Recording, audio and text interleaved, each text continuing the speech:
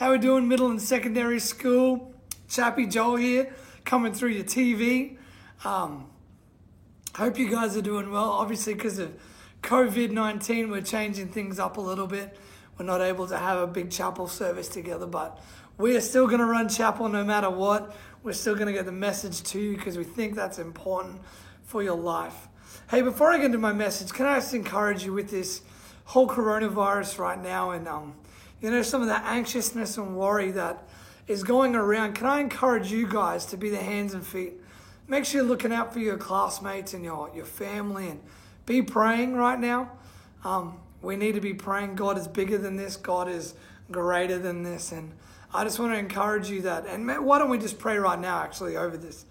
Hey, God, we thank you so much that you have this whole situation under control, God, that you are greater, Lord, that even though we may be worried or scared or real emotions about what's happening in front of us, God, I thank you that you can give us a peace that surpasses all understanding, Lord, and that you can help us remain calm and feel safe and secure, Lord. And God, I thank you that we can also be people that right now be the church and the Christians and pray for people that are scared, and bring faith and bring hope. In your name, amen.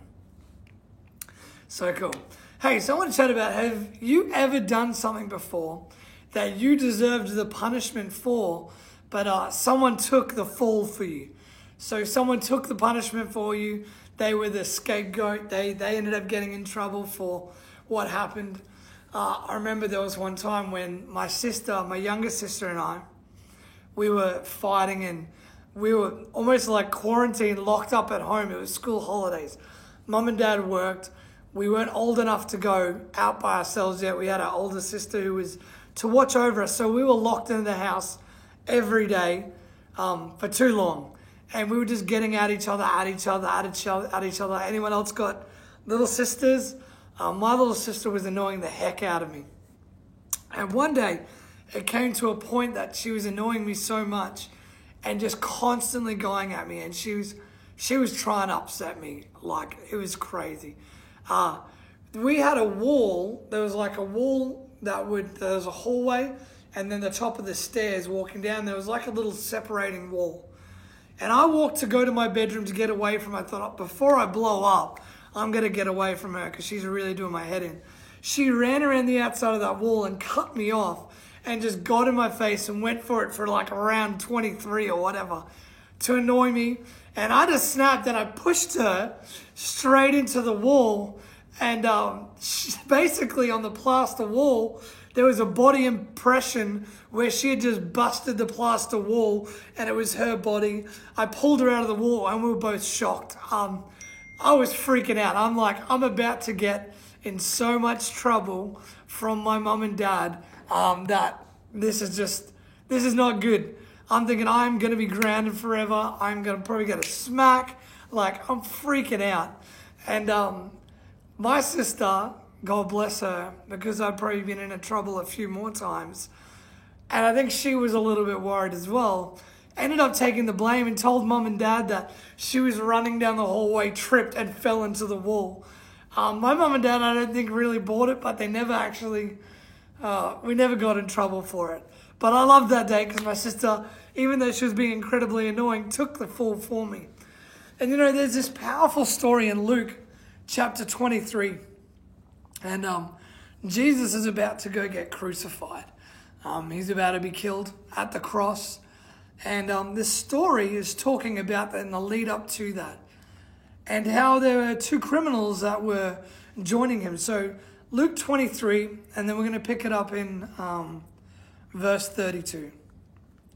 Two others who were criminals were led away to be put to death with him being Jesus. And when they came to the place that is called the Skull, they crucified him and the criminals, one on his right and one on his left. And Jesus said, "Father, forgive them, for they know not what they do." And they cast out garments, and it talks a little bit about them starting to mock Jesus underneath him at the cross and trying to bet for who gets his clothes. And then it goes to the criminals in verse 39. One of the criminals who were hanged rallied at him, saying, "Are you not Christ? Save yourself and us." But the other rebuked him, saying, Do you not fear God, since you are under the same sentence of condemnation, and we indeed justly, for we are receiving the due reward of our deeds. But this man," is speaking about Jesus, "has done nothing wrong." And he said, "Jesus, remember me when you come into your kingdom." And he said to him, "Truly I say to you today, you will be with me in paradise." Here we've got two criminals that deserve to be on the cross.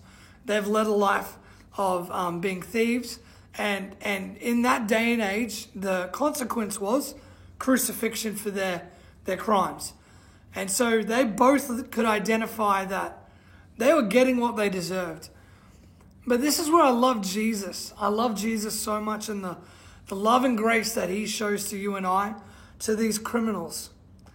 You see, one starts mocking him and starts calling him out. "Aren't you Jesus? Can't you, do this? Get off the cross. You got this." Not in an encouraging way, but in a way that's actually putting him down and saying, "Look at you. You're not actually who you say you are." But the other, on the other side, identifies that he is hanging, for a better term of phrase, hanging next to Jesus, Son of God, truly God. And he identifies that I'm a broken person. I've done wrong things. I deserve this right now. I'm getting what I deserve.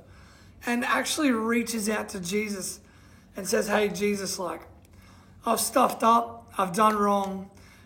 This is me. This is who I am right now. You can see it all for what it is. Remember me when you go into heaven." And is basically asking for that relationship with Jesus. Asking to find that freedom, that love and grace. And when I think about this, it actually moves me, because I know the brokenness in my world, and I know the things that I've done wrong. I know how much I don't deserve to be in relationship with Jesus, how much I don't deserve his love and grace. I know that, day by day I do dumb things. I sometimes open my mouth and say silly things, and I think, "Oh man, that wasn't very smart, Joel." Or, sometimes I'm not obedient to what God asks me to do. And I think, wow, on the flip side of that is there is a God in Jesus Christ who loves me still, who wants to be in relationship with me, who wants to do life with me. That's what's unique about Jesus. We hear a lot about other gods, and there's a lot of different religions out there. But Jesus Christ and Christianity is the only religion where I don't have to work hard to be right with God. Where God made a way through Jesus so that I could be right with him, so that I could experience pure love, that I could experience grace, which is an unmerited gift, where I didn't do anything to get this gift, that I can be in relationship with Jesus. The unique thing that there is nothing I have to do apart from say yes to Jesus, and I want to live for him, and I'm in relationship with him. I don't have to clean my life up. I don't have to, this is a great picture of a criminal who his whole life was crime, messed up, broken. And even in that moment is hanging and getting his consequence. And Jesus still reaches out and says, "I love you. Here's grace. I'm going to remember you in heaven." There's this great illustration, pardon me, of, you're doing a test. Senior high, you can probably, relate to this. You're in a test. You haven't studied for this test. You know nothing about this test. You just knew the topic, and then you were just lazy, and you're trying to do this test. You absolutely bomb it. But then you got Jesus next to you, who is like the A+ student. That person that's a little bit extra, that they've been studying for the last, 2 years for this one exam. Their whole life has been about this exam, and they get it all 100% right, A+. And as you're about to walk up to go give your exam to the teacher, and you've bombed this, you've flunked it, it's like Jesus quickly grabs your exam, rubs out your name, writes his name, then gets his exam and writes your name on his exam, and then hands the 2 exams to the teacher, being God. And all of a sudden, you are that A+ student, and Jesus takes all your failings and takes all your mistakes where you were not doing it right, but he did it right. And this is such a great picture, and I just want to encourage you today that amongst everything, there's some scary times right now. It is a little bit worrying, but that we get to be in relationship with Jesus Christ, who can be our rock, who can be our safe place, who can give us that love and grace and that peace. So be encouraged, middle and secondary, and know that you do not have to work hard to be in relationship with Jesus. He did all the work for you. Maybe you're the guy on the cross that even mocks Christianity or mocks Jesus, or you don't know that you want it for your life. Can I encourage you that the same grace and love that was extended to the criminal that wanted it would be extended to the criminal that doesn't want it. Jesus is ready and waiting, and he wants to give you this, and he wants to be in relationship with you. So I thought it'd be awesome now. A little bit different through the TV, but I don't think this loses its power in any way. Let's close our eyes and bow our heads. I want to give everyone the opportunity, you bow your head, close your eyes, the opportunity to be able to have a relationship with Jesus, to be able to experience that love and that grace that he extended to the criminal.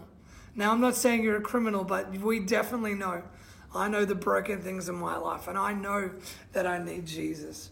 So if that's you, I want you to put your hand up in your classroom right now. No one's going to be looking around. I'm going to ask that we all respect this, because this is so important to get our life right with Jesus. He wants to do great things with your world. He loves you. He thinks you're the most amazing person in the world right now, and that your world matters. So if that's you, I want you to put your hand up, because I want to pray with you. Your teachers are going to see, and we want to make sure that we can pray with you and follow you up and I answer any questions that you've got. So if that's you, I want you to put your hand up right now. Put your hand up and say, yeah, Chappie Joel, that's me. I want to start a relationship with Jesus. It's great. Hey, keep your heads down, your eyes closed, and I'm going to pray. And I simply want you to just repeat this after me. This is going to feel a little bit foreign, but can I encourage you that this still carries the same power and has the same meaning and effort regardless of how we do it. So repeat after me. Hey God, I thank you that you love me. I thank you that I get to start a relationship with you. I thank you for the grace and love that you extend my way. And I'm sorry for my sins and where I've disobeyed you or maybe walked away from you.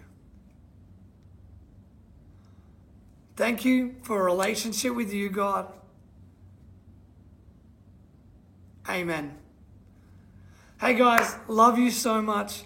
Hey, we as chaplains and your teachers, we would love to answer any questions, or, we'd love to pray with you right now, even though if you're worried or anxious about what the climate is and what's happening right now, that we want to be able to pray with you and let you know and be able to pray for God's peace over your world. Love you, dude. We love that. That was weird. I said, love you, dude. I just love everyone. Take that if you're a guy or a girl. But we'll chat soon. See you guys.